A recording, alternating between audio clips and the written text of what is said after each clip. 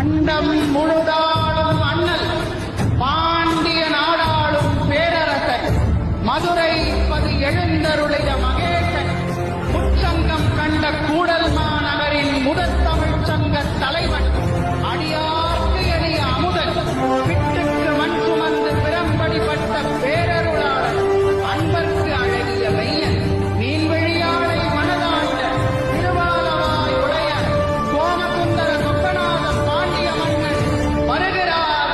பராக் பராக் பராக்.